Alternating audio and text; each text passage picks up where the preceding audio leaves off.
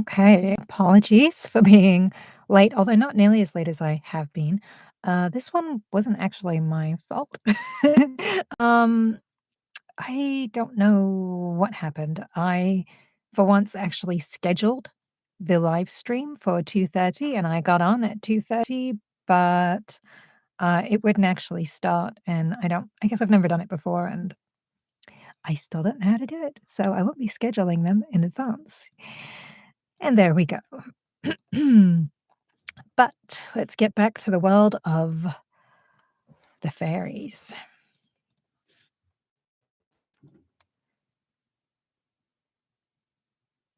Chapter 20. Watching the Cows. In the interval between his two letters, the one to Hempy and the one to Master Nathaniel, Luke decided that his suspicions had been groundless, for the days at the farm were buzzing by with a soothing hum like that of summer insects, and Ranulph was growing gay and sunburned. Then towards autumn Ranulph had begun to wilt, and finally Luke overheard the strange conversation he had reported in his letter to Master Nathaniel. And once again the farm grew hateful to him, and he followed Ranulph as if he were his shadow, and counted the hours for the order to come from Master Nathaniel, bidding them to bidding them return to Lud. Perhaps you may remember that on his first evening at the farm, Ranulph had wanted to join the children who watched the widow's cows at night, but it had evidently been nothing but a passing whim, for he did not express the wish again. And then, at the end of June, as a matter of fact it was Midsummer Day, the widow had asked him if he would not like that night to join the little herdsman. But towards evening had come a steady downfall of rain, and the plan had fallen through. It was not alluded to again till the end of October, 3 or 4 days before Master Nathaniel left Lud-in-the-Mist. It had been a very mild autumn in the west, and the nights were fresh rather than cold. And when that evening the little boys came knocking at the door for their bread and cheese, the widow began to jeer at Ranulph in a hearty, jovial way for being town-bred and never having spent a night under the sky.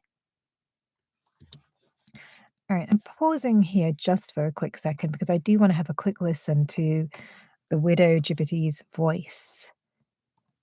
Because in my rush to get on here on time, I haven't had a chance to refamiliarize myself with her voice, and it's been a while since she's been in the book. So, 1 second.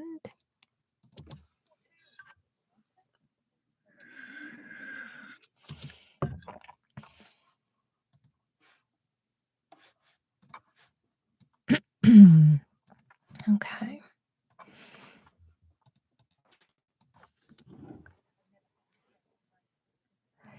Why don't you go tonight with the little herdsman? You wanted to when you first came here, and the doctor said it would do you no harm.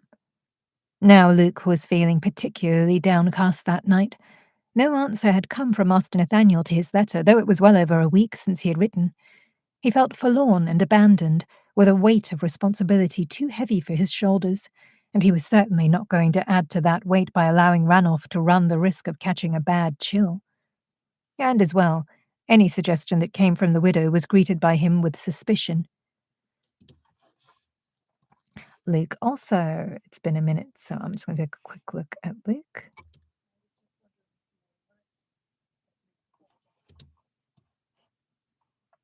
Okay.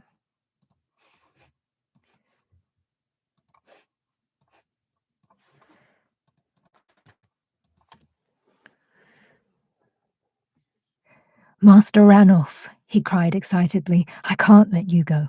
His worship and my old auntie wouldn't like it, what with the nights getting damp and all. No, Master Ranulph, be a good little chap and go to your bed as usual. As he was speaking, he caught Hazel's eye, and she gave him an almost imperceptible nod of approval.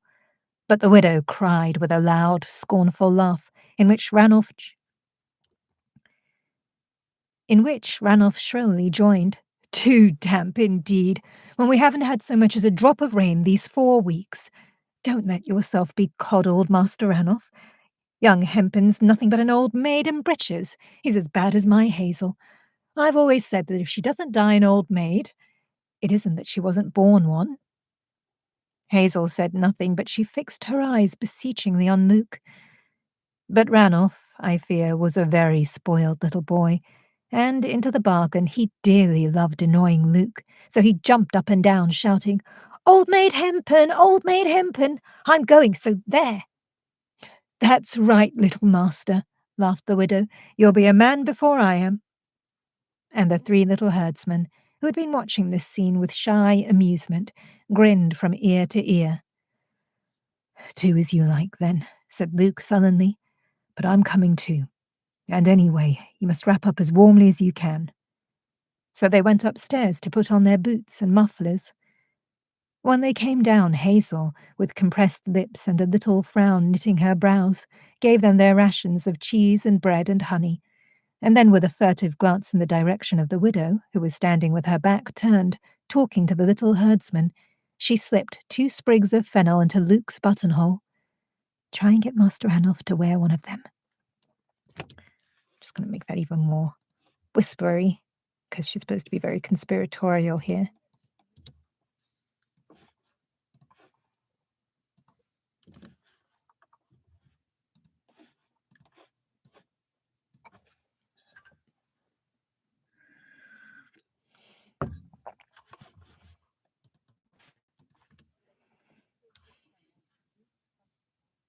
Try and get Master Ranulph to wear one of them," she whispered. This was not reassuring. But how is an undergardener not yet 18 to curb But how is an undergardener not yet turned 18 to curb the spoiled son of his master, especially when a strong-willed elderly woman throws her weight into the other scale? "Well, well," said the widow, bustling up, "it's high time you were off. You have a full 3 miles walk before you." "Yes, yes, let's be off," cried Ranulph excitedly. Luke felt it would be useless to protest further, so the little cavalcade dived into the moonlit night. The world was looking very beautiful. At one end of the scale of darkness stood the pines, like rich black shadows. At the other end of the scale were the farm buildings, like white, glimmering human masks. And in between these two extremes were all the various degrees of greyness, the shimmer of the dapple that was more white than grey, and all the different trees, plane trees, leage oaks, olives, and one could almost recognize their foliage by their lesser or greater degree of density. On they trudged in silence, up the course of the dapple, Luke too anxious and aggrieved to talk, Ranulph buried too deep in dreams, and the little herdsman far too shy. There were nothing but rough cattle paths in the valley, heavy enough going by day and doubly so by night, and before they had yet gone half the way,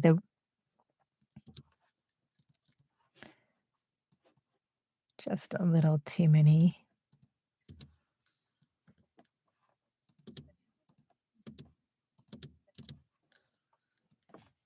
Too many flubs going on.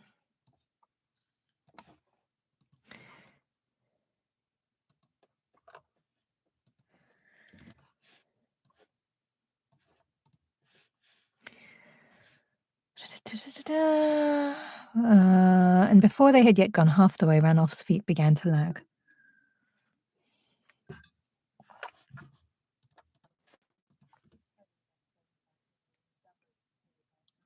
And before they had yet gone half the way, Ranulph's feet began to lag. "Would you like to rest a bit and then go back?" said Luke eagerly. But Ranulph shook his head scornfully and mended his pace. Nor did he allow himself to lag again till they reached their destination, a little oasis of rich pasturage, already on rising ground, though still a mile or two away from the hills. Once here, in their own kingdom as it were, the little herdsman became lively and natural, laughing and chatting with Ranulph as they set about repairing such breaches as had been made in the huts by the rough and tumble of 12 odd hours. Then there was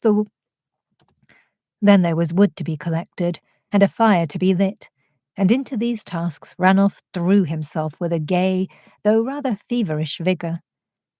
At last they settled down to their long watch, squatting round the fire and laughing for sheer love of adventure, as good campaigners should. For were there not marching towards them some 8 dark hours, equipped with who could say what curious weapons from the rich arsenal of night and day? The cattle crouched round them in soft, shadowy clumps, placidly munching and dreaming with wide open eyes. The narrow zone of colour created by the firelight was like the planet Earth, a little freak of brightness in a universe of impenetrable shadows. Suddenly, Luke noticed that each of the 3 little herdsmen was, like himself, wearing a sprig of fennel. "I say, why are all you little chaps wearing fennel?" he blurted out. They stared at him in amazement. "But you be wearing a bit yourself, Master Hempen," said Toby, the eldest. "I know," and he could not resist.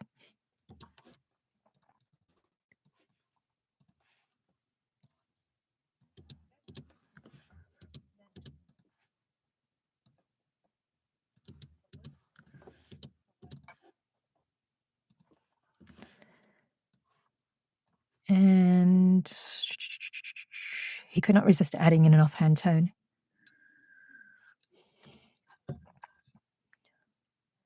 And he could not resist adding in an offhand tone, "It was a present from a young lady.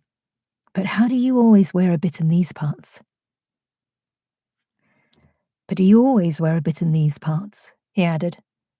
"Always on this night of the year," said the children, and as Luke looked puzzled, Toby cried in surprise, "Don't you wear fennel in Lud on the last night of October?" "No, we don't," answered Luke a little crossly. "And why should we? I should like to know." "And why should we, I should like to know?" "Why," cried Toby in a shocked voice, "because this is the night when the silent people, the dead, you know, come back to Dorimare." Ranulph looked up quickly, but Luke scowled. He was sick to death of Western superstitions, and into the bargain he was feeling frightened. He removed the second sprig of fennel given him by Hazel from his buttonhole, and holding it out to Ranulph, said, "Here, Master Ranulph, stick that in your hatband or somewhere." But Ranulph shook his head. "I don't want any fennel, thank you, Luke," he said. "I'm not frightened." The children gazed at him in half-shocked admiration, and Luke sighed gloomily. "Not frightened of the silent people?" queried Toby. "No," answered Ranulph curtly, and then he added, "At least not tonight." "I'll wager the widow Gibbety at any rate isn't wearing any fennel." "I'll wager the widow Gibbety at any rate isn't wearing any fennel," said Luke with a harsh laugh. The children exchanged queer little glances and began to snigger. This aroused Luke's curiosity. "Now then, out with it, youngsters. Why doesn't the widow Gibbety wear fennel?" But their only answer was to nudge each other and snigger behind their fingers. This put Luke on his mettle. "Look here, you bantams," he cried. "Don't you forget that you've got the high seneschal."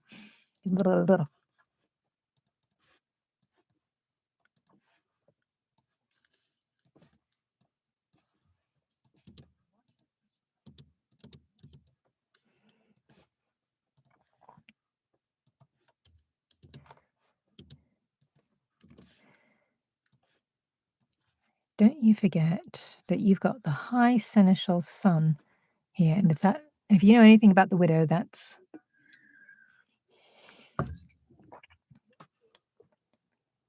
"Don't you forget that you've got the high seneschal's son here, and if you know anything about the widow, well, that's a bit fishy. It's your duty to let me know. If you don't, you may find yourselves in jail some day, so you just spit it out." And he glared at them as fiercely as his kindly china blue eyes would allow. What colour is china blue eyes?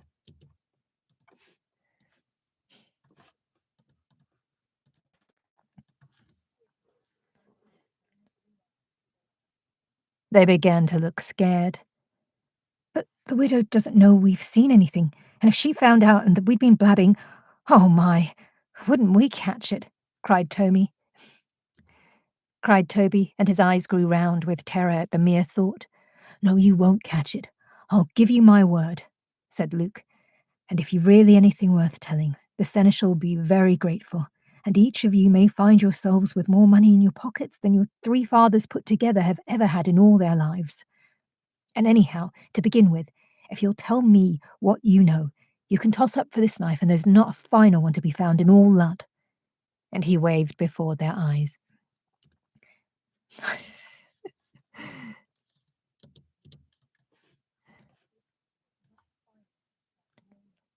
And he waved before their dazzled eyes his greatest treasure, a magnificent 6-bladed knife given him one Yuletide by Master Nathaniel, with whom he had always been a favourite.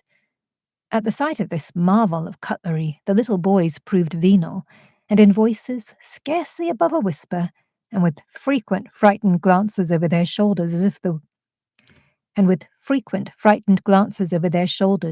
widow might be lurking in the shadows listening to them, they told their story. One night, just before dawn, a cow called Cornflower, from the unusually blue colour of her hide, who had recently been added to the herd, suddenly grew restless and began to moo, the strange moo of blue cows that was like the cooing of doves, and then rose to her feet and trotted away into the darkness. Now, Cornflower was a very valuable cow, and the widow had given them special injunctions to look after her.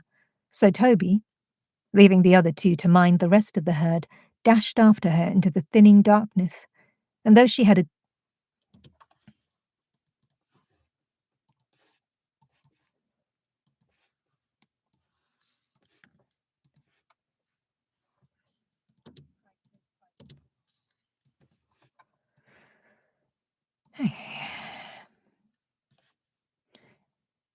and though she had got a good start of him, was able to keep her in her track by the tinkling of her bell.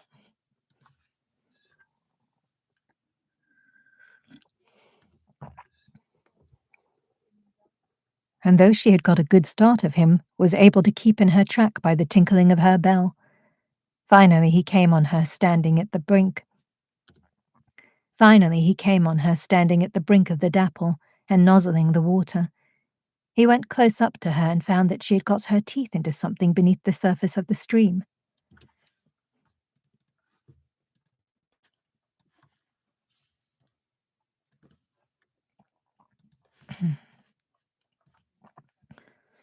and was tearing at it in intense excitement. Just then, who should drive up in a cart but the widow and Dr. Endymion Lear? They appeared much annoyed at finding Toby, but they helped him get Cornflower away from the water. Bits of straw were hanging from her mouth, and it was stained with juices of a colour he had never seen before. The widow then told him to go back to his companions, and said she would herself take Cornflower back to the herd in the morning. And, to account for her sudden appearance on the scene, she said she had come with the doctor to try and catch a very rare fish that only rose to the surface an hour before sunrise. "But, you see," went on Toby, "my dad's a great fisherman, and often takes me out with him, but he never told me about this fish in the dapple that can only be caught before sunrise, and I thought I'd just like to have a peep at it. So instead of going back to the others right away, I did, behind some trees. I did, behind some trees, and they took some nets, they did, out of the cart, but it wasn't fish they drew up in them. No, it wasn't." He was suddenly seized with embarrassment, and he and his two little friends again began to snigger. "Out with it," cried Luke impatiently. "What was in their nets? You'll not get the knife for only half a story, you know." "You say, Dorian," said Toby bashfully, nudging the second eldest boy, but Dorian, too, would only giggle and hang his head. "I don't mind saying," cried Peter, the youngest, valiantly. "It was fairy fruit, that's what it was." Luke sprang to his feet. "Busty Bridget!" he exclaimed in a horrified voice. Ranulph began to chuckle. "Didn't you guess right away what it was, Luke?" he asked. "Yes," went on Peter, much elated by the effect his words had produced. "It was wicker baskets all full of fairy fruit. I know because Cornflower had torn off the top of one of them." "Yes," interrupted Toby.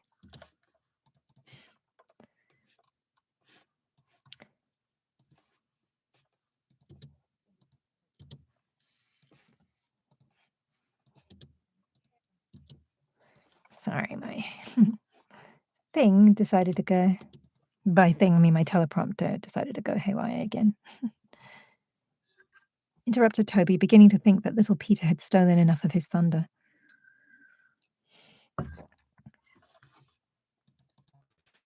Oh, hang on, I don't want this to... Okay.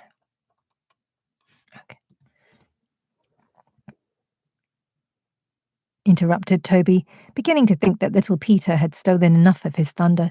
She'd torn off the top of one of the baskets, and I've never seen fruit like it.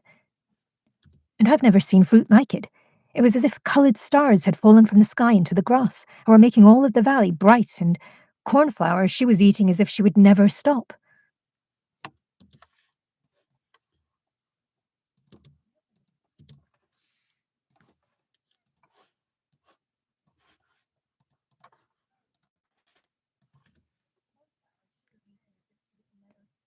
More like a bee among flowers, she was, than a common cow, and the widow and the doctor, though of course they were put out, they couldn't help laughing to see her. And her milk the next morning, oh my, it tasted of roses and shepherd's time, but she never came back to the herd, for the widow sold her to a farmer who lived 20 miles away, and... But Luke could contain himself no longer. "You little rascals," he cried. "To think of all the trouble there is in Lud just now, and the magistrates and the town guard racking their brains to find out how the stuff gets across the border, and 3 little bantams like you knowing all about it, and not telling a soul. Why did you keep it to yourselves like that?" "We were frightened of the widow," said Toby sheepishly. You won't tell that we've blabbed," he added in an imploring voice. "No, I'll see that you don't get into trouble," said Luke. "Here's the knife, and a coin to toss up for it with toasted cheese. A nice place this is." Blah, blah.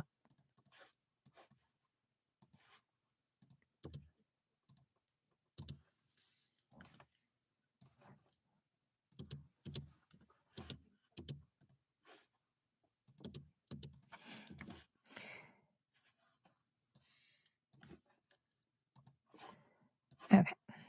A nice place this we've come to.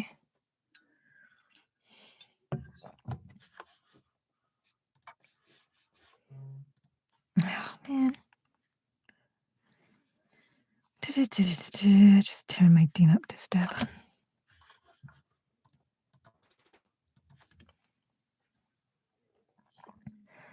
A nice place this we've come to. Are you sure, young Toby, it was Dr. Lear you saw? Toby nodded his head emphatically. Aye, it was Dr. Lear, and no mistake. Here's my hand on it. And he stuck out a brown little paw.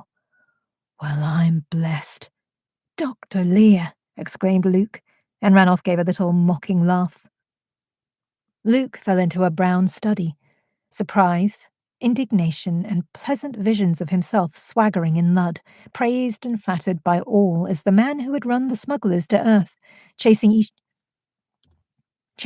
other across the surface of his brain. And, in the light of Toby's story, could it be that the stranger whose mysterious conversation with the widow he had overheard was none other than the popular, kindly Dr. Endymion Lear? It seemed almost incredible. But on one thing he was resolved. For once he would assert himself, and Ranulph. I'm just losing the flow of this today.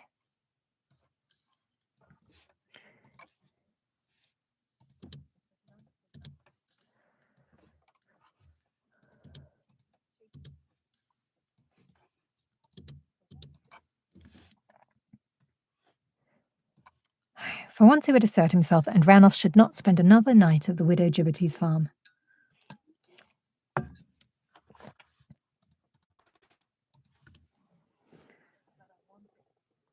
Oh, of course, my teleprompter wants to jump ahead. There we go.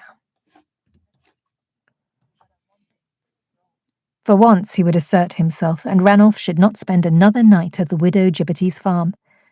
Toby won the toss and pocketed the knife with a grin of satisfaction, and by degrees the talk became as flickering and intermittent as the light of the dying fire.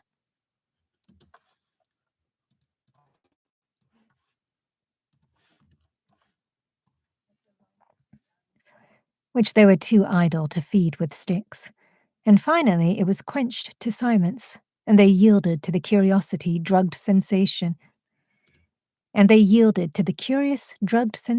that comes from being out of doors and wide awake at night. It was as if the earth had been transported to the sky, and they had been left behind in chaos, and were gazing up at its towns and beasts and heroes, flattened out in constellations, and looking like the stippled pictures in a Neolithic cave. And the Milky Way was the only road visible in the universe. Now and then a toad harped on its one silvery note, and from time to time a little breeze would spring up and then die down. Suddenly Ranulph broke the silence with the startling question, "How far is it from here to Fairyland?" Today I just feel like I keep getting very jumbled up in my speech. It is what it is, but it is also annoying.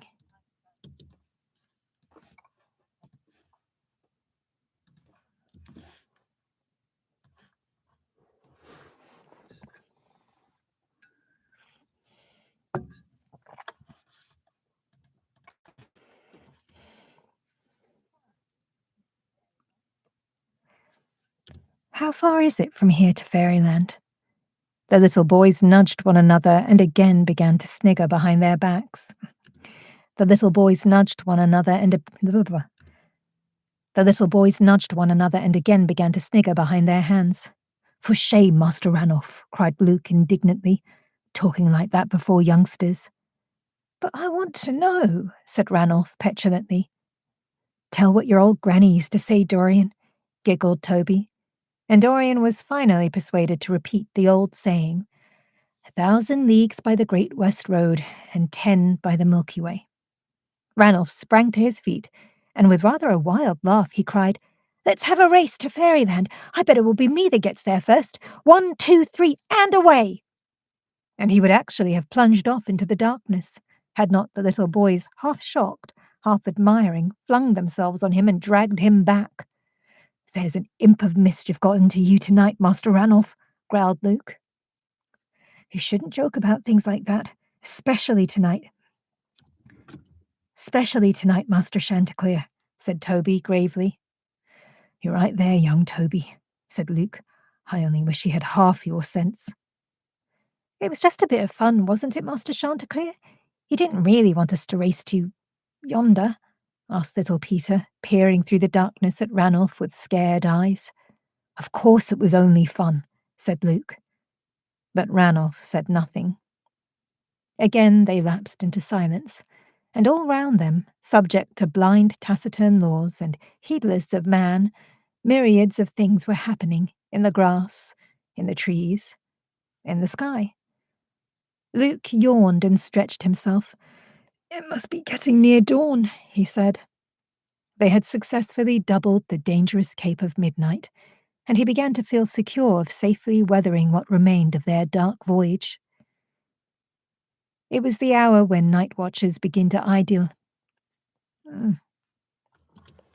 Sorry, I just felt like I had something in my teeth for a second. Okay.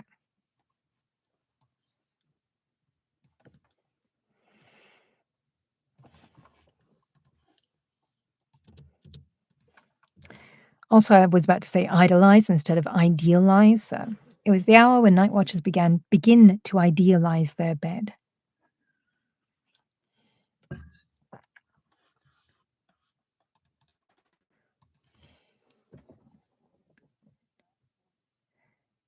It was the hour when night watchers begin to idealize their bed, and, with Sancho Panza to bless the man who invented it, they shuddered and drew their cloaks closer round their shoulders. Then something happened.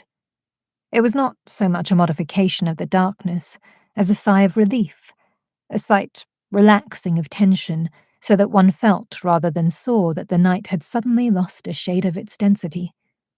Ah, yes, there, between these two shoulders of the hills, she is bleeding to death.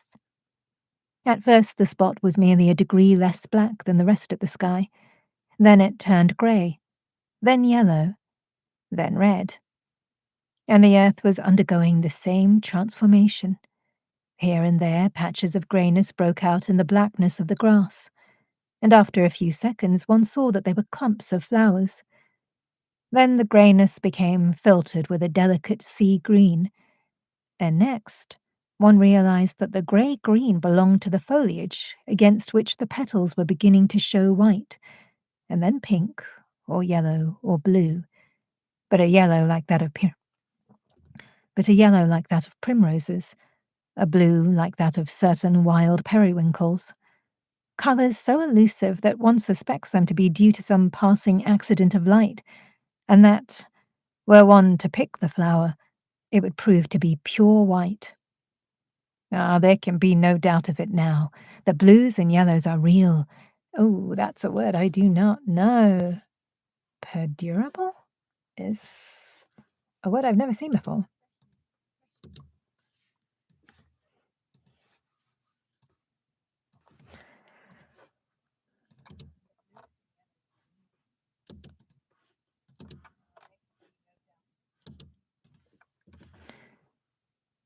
I'm just going to look up this word.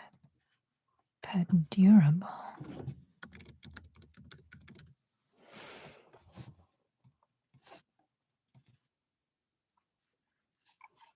Perdurable is the word, and enduring, that makes sense. Imperishable.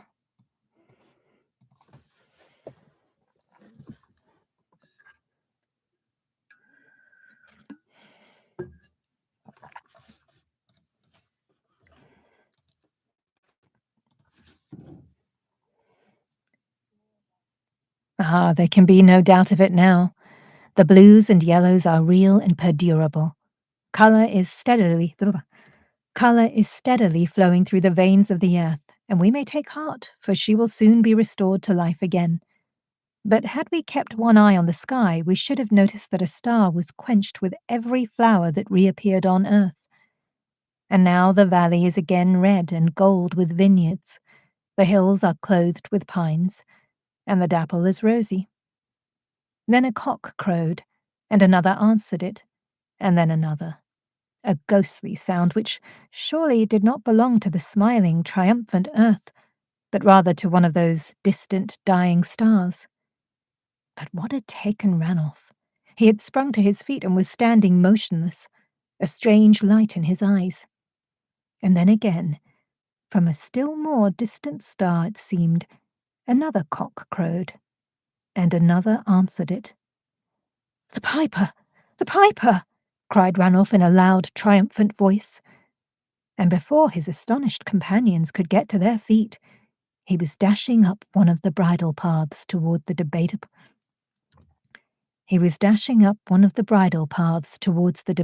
hills.